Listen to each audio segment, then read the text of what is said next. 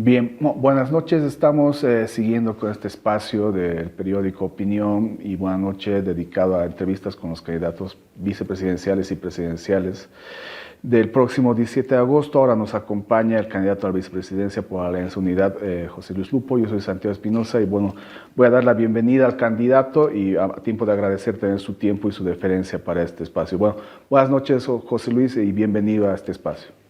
Muy buenas noches, muchísimas gracias por la invitación, siempre a la orden para poder conversar con ustedes. Saludos, audiencia. Muchas gracias, José. Bueno, entonces me gustaría empezar con un dato importante sobre su trayectoria, que es muy conocida, sobre todo muy asociada a los organismos internacionales, al ámbito de la economía. Pero hay un par de datos que a mí me llamaron la atención, que tiene que ver su paso como ministro, por ejemplo, de Informaciones del gobierno de Jaime Paz Zamora, y también cuando fue presentado por Samuel Doria Medina, esta referencia que fue director del matutino Hoy. O sea, que tiene una experiencia también en el mundo de los medios de comunicación y el periodismo. ¿Cómo recuerda esta experiencia, José Luis Lupo, que es algo de lo que no se ha hablado mucho, por lo menos en este periodo de la campaña, y que por lo menos a mí como periodista sí me interesa? Sí, más que experiencia, yo diría que fue una aventura, una aventura muy interesante, muy linda. Primero, yo estaba como director del INE en el gobierno de Jaime Paz cuando Samuel era justamente ministro de Planeamiento. Me nombró director del INE y tocó hacer el primer censo en democracia, el censo de 1992, que fue un censo muy visible porque no había cultura estadística en Bolivia. Fue el primer censo en democracia después del 76, muchísimos años antes. Y entonces hicimos un censo que tuvo mucha visibilidad pública y luego de eso el presidente Paz Zamora, sin conocerme, era la segunda vez que lo veía, me invitó a ser ministro de Informaciones. Entonces entré directamente en el gabinete político, yo tenía 29 años y adicionalmente a eso estaba en el gabinete político y en el mundo de la comunicación. Cuando terminamos el gobierno, hubo una intención de relanzamiento del periódico Hoy, que era un poco el estilo Página 12, con bastante investigación. Teníamos un grupo de periodistas extraordinariamente bueno. La tecnología no era la de hoy, por supuesto, había que cerrar edición 3 de la mañana y a las 6 ya te llamaban para reclamar los titulares, ¿no? Era una cosa complicada. Entonces fue una aventura muy interesante, una experiencia única, el mundo de la comunicación. Sobre todo me enseñó muchísimo a aprender del oficio de ustedes, que es tan sacrificado, tan duro, 24 horas al día, 7 días a la semana, pero sobre todo que es indispensable para ejercer plenamente la democracia, la libre expresión, la información para todos por igual. Y fue un mundo, una experiencia muy bonita. Ujú. Ahora, los Jesús precisamente hablando del tema, hace muy poco, junto con Samuel Doria Medina, presentaron, entre otras cosas, este proyecto para uno de los primeros decretos, que es este de Se acabó la fiesta, precisamente para recortar, entre otras cosas, algunos gastos que ustedes consideran excesivos en materia de comunicación, precisamente como que incluiría, por ejemplo, el cierre de un periódico y también algunos gastos un poco dispensiosos en temas de publicidad estatal. ¿Cómo ve que se ha estado manejando la gestión comunicacional pública en estos últimos años, don José Luis? De una manera, como todo el gasto del gobierno en estos últimos años, de una manera totalmente discrecional. La publicidad estatal es importante como proceso de información y debe incluir una universalidad en cuanto al tratamiento de los medios de comunicación. Aquí han habido claras preferencias y no solo claras preferencias poco transparentes, sino que yo diría hasta extorsivas y hasta violentas en términos de presionar al mundo periodístico y la libertad de expresión a través de este gasto en un momento de crisis, además, donde es complicado. Yo sí creo que debe existir publicidad del Estado, creo que debe ser distribuida de forma absolutamente equitativa y también en cierta proporcionalidad con el alcance que tienen estos medios.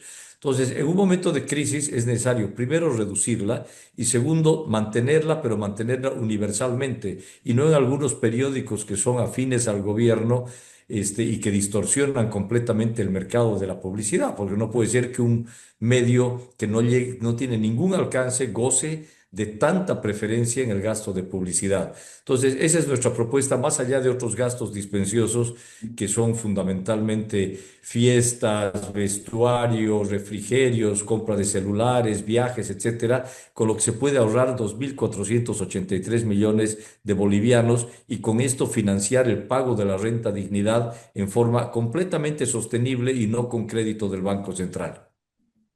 Don José Luis, ya pasando a otro tema, usted volvió un poco a su experiencia en el Estado, usted también fue ministro, primero de, bueno, de Jaime Paz Zamora, luego de Hugo Banza y también de Jorge Tuto Quiroga. De Jorge Tuto Quiroga, de hecho, fue en más de una cartera. Ahora las circunstancias lo han hecho que esté, digamos, digamos, de rival político. ¿Cómo es, pero la relación, y cómo ha sido la relación con Jorge Tuto Quiroga después de esta experiencia que tuvo en su gobierno? Y actualmente, ¿cómo ve la relación entre ahora José Luis Lupo, candidato a vicepresidente, en una tienda política diferente a Jorge Tuto Quiroga? Bueno, la relación con Tuto siempre ha sido de muchísimo respeto. Yo tengo una relación con él que donde me encuentro nos saludamos con mucho cariño y todo. Las circunstancias nos han traído acá con dos propuestas distintas.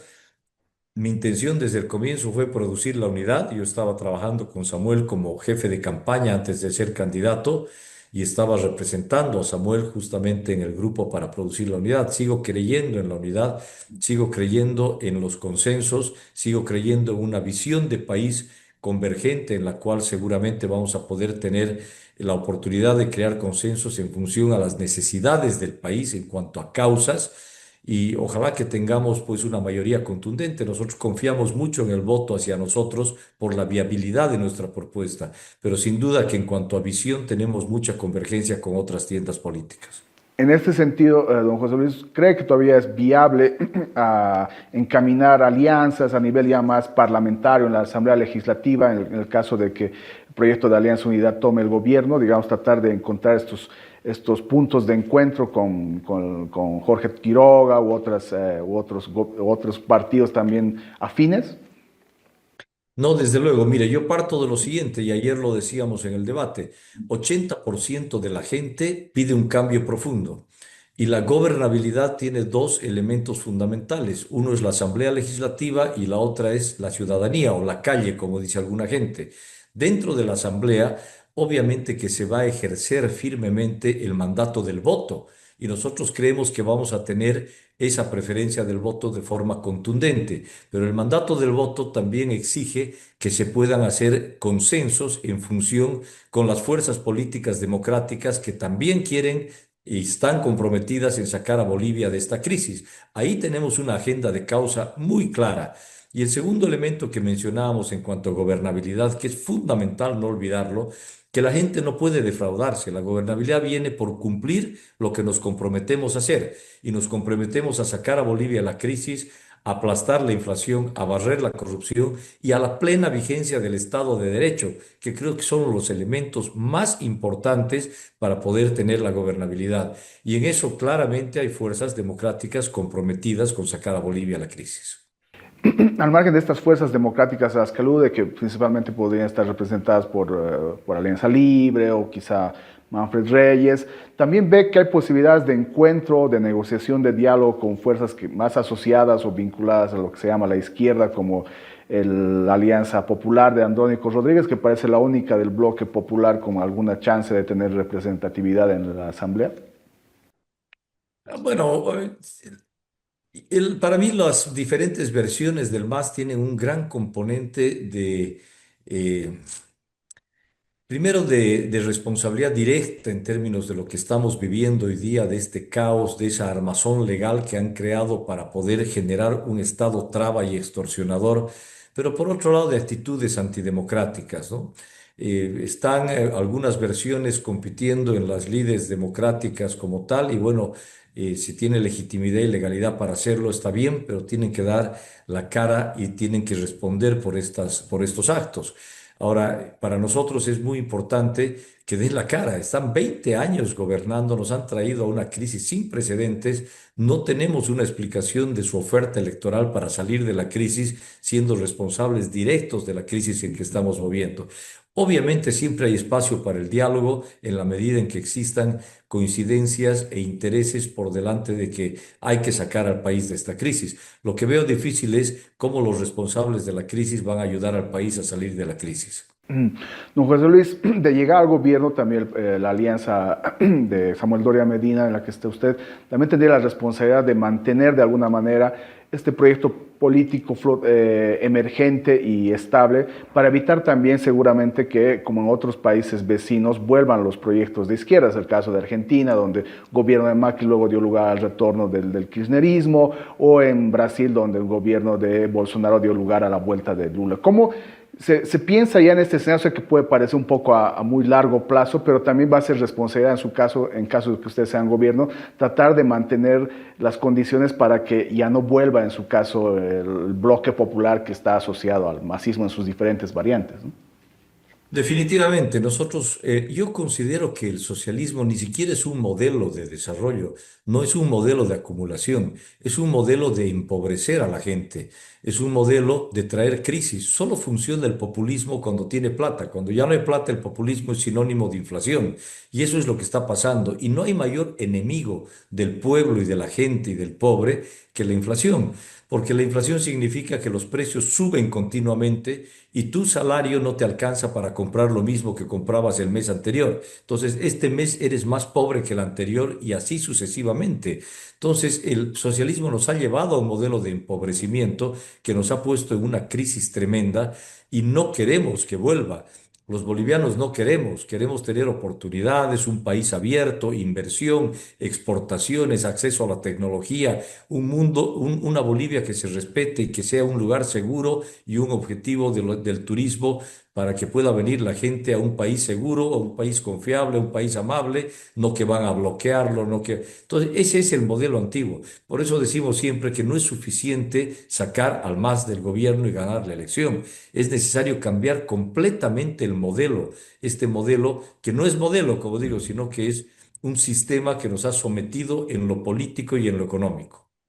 Don José Luis, desde la Alianza Unidad, desde otros partidos también de lo que se llama la derecha, o lo que se llama el bloque más democrático, se ha, digamos, tendido también a hacer un discurso que de alguna manera estigmatiza o sataniza a la izquierda, así como los gobiernos del MAS en su momento y aún ahora tratan de estigmatizar a la derecha y todo. Pero en algún momento también la izquierda ha sido como una base de formación de mucha de la clase dirigente y política, ¿no? Mismo Samuel Doria Medina fue militante del MIR, no sé si es su caso, pero no cree que hay nada que se pueda salvar de la vieja izquierda, sino, digamos, de este modelo de socialismo del siglo XXI que usted dice ha llevado a esta catástrofe, pero sí de la vieja izquierda. Hay todavía posibilidad de rescatar algo de esos proyectos que durante la segunda mitad del siglo XX sobre todo fueron importantes para poner coto, por ejemplo, a los gobiernos dictatoriales. Exactamente, yo creo que fue así. Yo creo que la izquierda democrática jugó un rol importante en la recuperación de la democracia, pero lo que queda muy claro es que sus planteamientos en términos económicos carecen de varias cosas, pero lo más importante es carecen de eficiencia, carecen de transparencia y se han mezclado con intereses en este famoso socialismo del siglo XXI, que es un proyecto político más bien de cooptación de los poderes del Estado, de tal manera que reduce la libertad democrática y reduce o elimina completamente, como el caso de Venezuela, como el caso de Nicaragua, elimina el Estado de Derecho. Y la vigencia del Estado de Derecho es fundamental para que exista el imperio de la ley y todos somos iguales ante la ley, lo cual no ha ocurrido. En todos estos países y también en Bolivia se ha judicializado la política, se ha politizado la justicia, se la ha sometido y se la ha usado como instrumento de persecución política. Eso es completamente inaceptable, está fuera de cualquier parámetro democrático y es algo que vamos a combatir radicalmente. Entonces ya no estamos hablando de esa izquierda democrática que permitió recuperar la democracia y que jugó un rol fundamental, sino de un sistema de poder que reduce las libertades de los ciudadanos en lo político y elimina completamente las posibilidades económicas del sector privado. Ujú. Don José, siguiendo en este ámbito, ¿cómo ve, en caso de ser un eventual gobierno, el mapa, digamos, geopolítico en la región, sobre todo en los principales socios, digamos, Brasil, Argentina, eventualmente en la región, que están digamos, con gobiernos de diferente, más bien, signo político? ¿Cómo ve la posibilidad, en caso de ser gobierno, de encarar o de redefinir las relaciones diplomáticas y comerciales con estos grandes socios comerciales? Bueno, primero que Bolivia tiene que tener relaciones absolutamente con todos los países que estén en el interés del Estado boliviano, sin ideologías de ningún tipo. Y ahora le digo cuáles yo creo que son estos. Pero el límite está obviamente en las dictaduras, o sea, Nicaragua, Cuba, Venezuela, Irán, en estos países que se aproximan a Bolivia con otro tipo de intenciones y que han sido socios de esta catástrofe a la que nos ha traído el MAS. Pero luego de eso deberíamos nosotros siempre apuntar a cuáles son los intereses del país y tener relaciones con todos esos países. Obviamente que hay que restablecer las relaciones con Estados Unidos, es un referente fundamental en nuestro continente y debemos tener la mejor relación política, económica, comercial y de todo con Estados Unidos, con Europa como la tenemos. China es un actor importante, no se lo puede dudar, no solamente en el tema del litio, en el tema de infraestructura, en el tema de financiamiento, es un actor importante en el mundo y en nuestro continente. Y para nosotros Brasil es un país que es sumamente importante, no solo por la alianza energética que tenemos con Brasil, sino por la gran frontera y obviamente el poder establecer cierta relación a través del Mercosur para entrar al mercado brasileño para Bolivia es fundamental.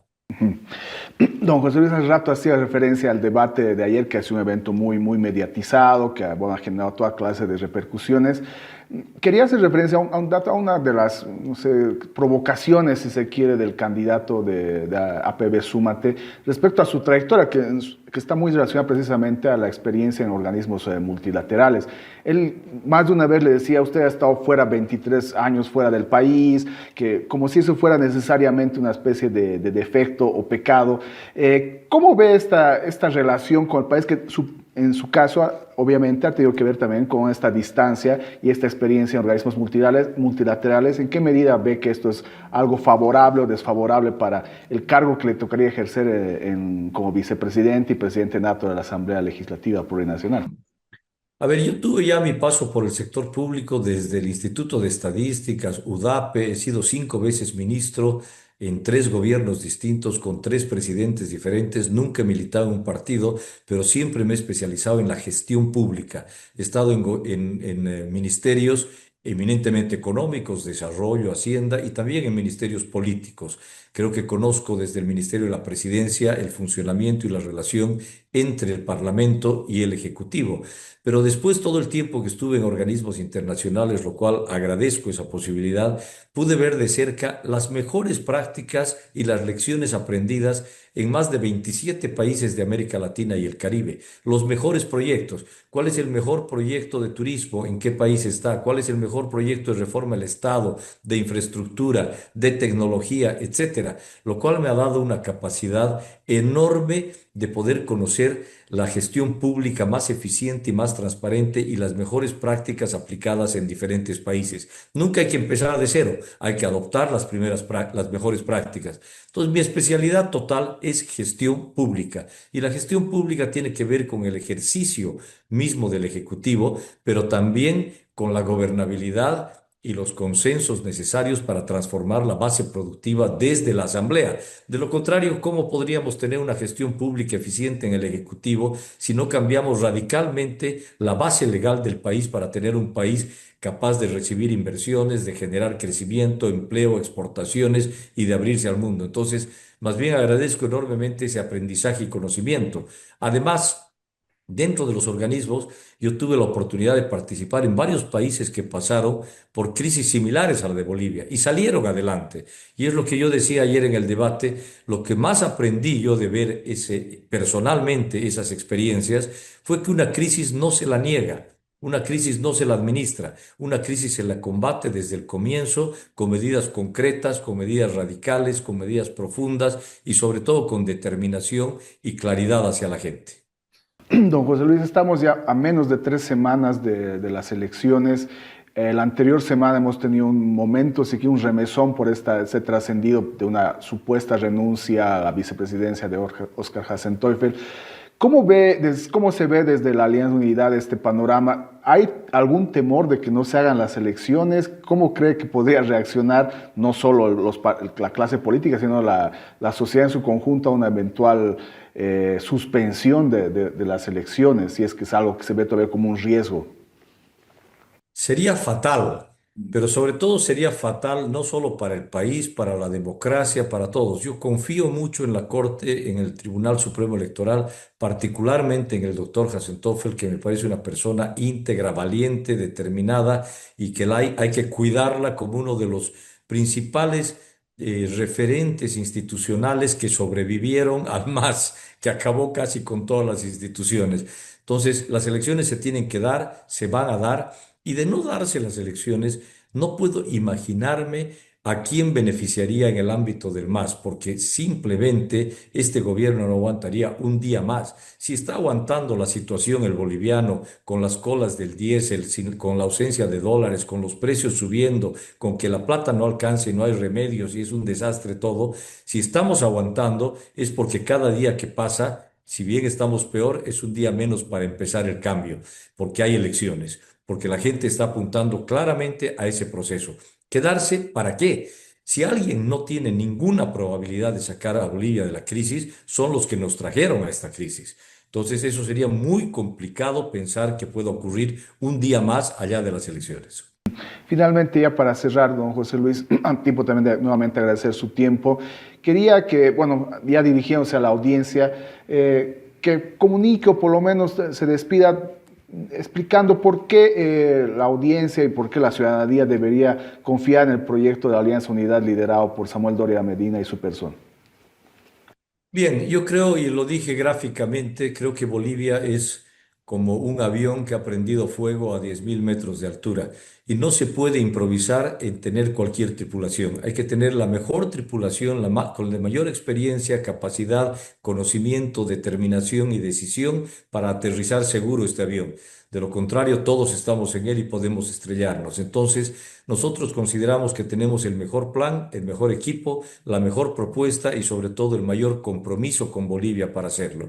Y además porque pedimos al ciudadano participación total. Yo lo he dicho muchas veces, este partido se juega en la cancha, no hay espacio en las tribunas, no hay espacio para directores técnicos que digan qué hay que hacer. Todos estamos adentro, todos jugamos, es muy crítica la situación, necesitamos de gremiales, transportistas, empresarios, juntas vecinales y todo el mundo para salir adelante. Y creemos que nuestra propuesta es la más viable, no solo la más completa, sino la más viable para ser implementada en Bolivia. Y por eso apelamos a los jóvenes, apelamos a las diferentes fuerzas sociales para tener el apoyo necesario para con contundencia ejercer la gobernabilidad desde la Asamblea y también con el ciudadano. Perfecto. Muchas gracias, don José Luis. Muchas gracias a usted, a la orden siempre. Bueno, esa ha sido la entrevista con el candidato a la vicepresidencia de la Alianza Unidad, José Luis Lupo, un nuevo espacio para conocer los planes, pero también sus percepciones sobre la coyuntura electoral. Esperamos que nos siga en siguientes entrevistas con otros candidatos, ya de cara a las elecciones que están cada vez más próximas. Sacaba está llena de tesoros, porque es danza y devoción, es sabor y encuentro. Es diversa, viva, profundamente nuestra. Es lo que se aprende de los abuelos, lo que se enseña a los hijos. Es lo que nos une sin decir nada y se defiende con el alma. Porque aquí la cultura se vive. Sacaba, hoy, mañana y siempre. Sacaba, sigamos adelante. No estudies en una universidad, estudia en la universidad. UNITEP, Universidad Privada. La universidad es el camino. Admisiones abiertas, gestión 2-2025. Llegó el cemento número 1 del país. Descubre la calidad de un producto 100% boliviano. Construye con Cobos de Cemento más de medio siglo construyendo la historia de nuestro país con firmeza, solidez y garantía. Conoce sus productos con resistencia superior IP40, IP30, IP25, cemento cola, Cobo Mix, Revoque y mucho más. Encuéntralos en tu ferretería más cercana a nivel nacional.